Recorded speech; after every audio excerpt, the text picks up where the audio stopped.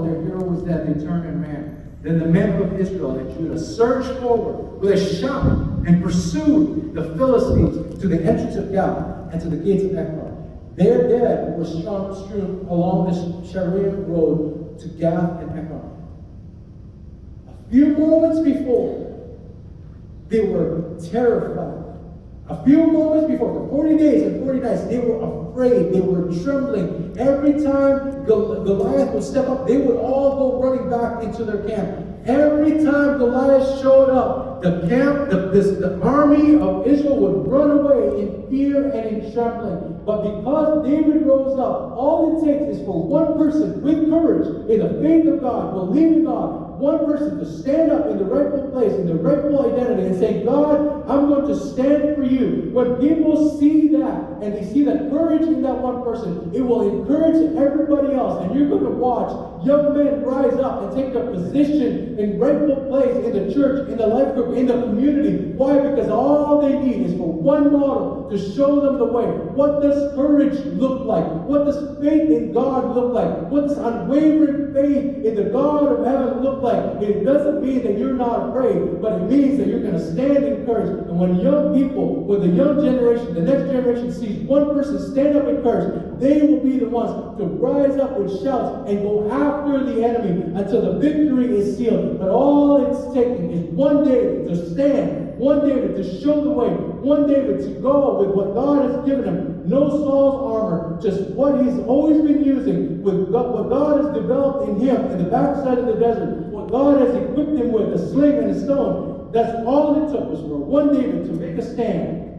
And when he made a stand, the rest of Israel awakened to their identity. We're the army of the living God. Why are we afraid? And they began to shout of joy, pursued the enemy, when before that it was the enemy tormenting them.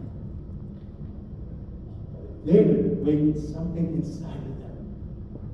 David awakened something inside of them, and the light bulb went on. We are the army of the living God. What are we doing? We are the sons of the living God.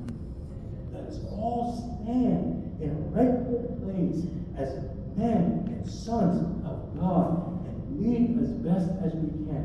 Let's lead the prayer. Let's lead the Bible study. Let's lead the life. Let's lead the missions in the city. Let's show the way so that the next generation would be able to be encouraged and emboldened to take steps and take territory for the kingdom of God. Brothers, there's so much more at stake. The only thing we're going to be losing out on is maybe missing a game or two. The things that we're going to be missing out on is our comfort zone. But the things we gain, we'll see a generation rise up in the rightful identity of Christ. We will see the advancement of the kingdom of God like never before. And we're going to hear, well done, my good, faithful son. Enter into your Father's rest.